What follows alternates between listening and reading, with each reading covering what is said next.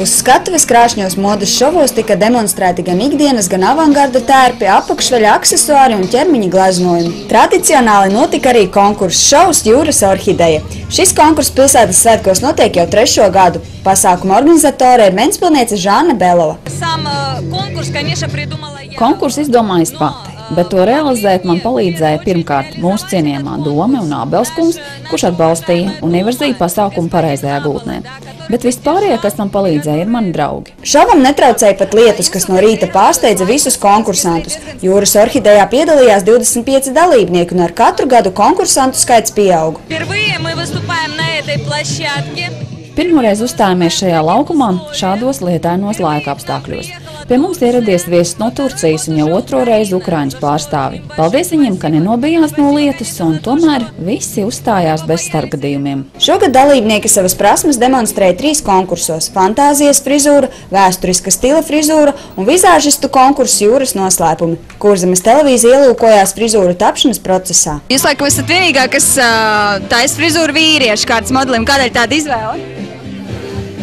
Man liekas, ka tas tieši interesanti. Ir jābūt dažādībai, taču, vai ne? Nesāp! Pilnīgi nemaz. Es izbaudu šo pasākumu, tiešām izbaudu. Tās nav sāpes, tā ir bauda, tiešām. Kā radās ideja tieši šādai frizūrai? Vai tas bija šeit uz vietas vai iepriekš jau plānots? Nē, tā ir mūsu frizētavu pontons, un šitā darbi mums ir daudz un dažādi.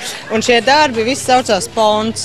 Tāpēc mēs īstenībā nākam parādīt, ko mēs mākam un ko mēs varam. Nu, kā veiksies, tad jau redzēs, kā novērtēs. Tad sanāk, ka Jūrmalā puiši staigā tādās frizūrās. Un jūs gribat, lai arī Ventspilī tagad tā ir? Protams. Kāpēc nē? Vai nav smuki? Frizieris no Turcijas Haruns Džidži klātesošajiem rādīja matu sakārtojumu šovu, un visu klātbūtnē kādu no skatītājām pārvērta princesē. Lūk arī rezultāts.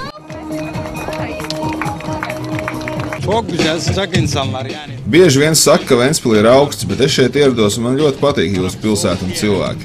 Lai gan laika apstākļi nebija īpaši labi, domāju, mēs parādījām labu šovu. Ja pamanījāt, šova laikā matos galvenokārt izmantoja pinumus kā grozus un tajos spraudu ziedus. Dāmas, lieciet aiz auss, Haruns Kurzemes televīzijai atklāja, ka rudens sezonā modē būs īsi matu griezumi. Turku frizierim patika arī mūsu pilsēta, un viņš solīja atgriezties jau nākamgad. Es noteikti atgriezīšos, jo Žāna man ir laba draudzene, un es jau viņai apsolīju, ka piedalīšos šovā arī nākamgad. Paralēli šoviem stila kokteilī norisinājās arī Andele Mandele. Kas tas ir? Tas ir izdevīgs un oriģināls iepirkšanās pasākums, kuras dalībnieces izpārdod savas drēbes, aksesuārus, kurpes, somiņas un citas lietas par izdevīgām cenām. Andeles Mandeles dalībnieces to visu nosaukuši par pērļu medībām, jo pircējs ir pērļu mednieces, kam mantu piedāvājumā jāspēj sev novadīt labākās lietas stila papildināšanai.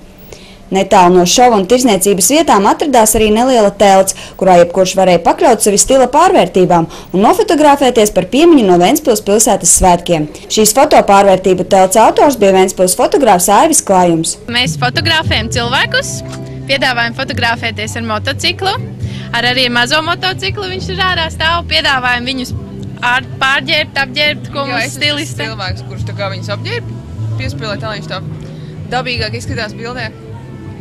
Un tad pēc tam arī mēs attīstam bildes un dodam cilvēkiem līdzi, lai viņiem paliek par piemiņu no šiem pilsētas svētkiem kaut kā. Tagad, teiksim, es ienāku iekšā, un tagad, ko jūs ar mani darīsiet, stilists? Kam man ķersies klāt, drēbes mainīs vai kā? Nu jā, mēs no sākuma tevi apsveidinātu uz motociklu, un tad mēs paskatītos, kas tev labāk piestāvētu. Uzmest kādu ādas jāku, kādu lakatu, kādu varbūt smagāku rokas sprādzi, un tad fotogrāfs tevi liktu nopozēt. Vienā acu mirklī pārtapa par rokeri uz motocikla, tas ir izdarāms, ja palīdz labs stilists. Noslēgumā atliek vien uzklausīt fotogrāfu ieteikumus pozēšanā un foto gatavs. Fotogrāfiju pēc pāris minūtēm bija iespējams arī iegūt savā īpašumā.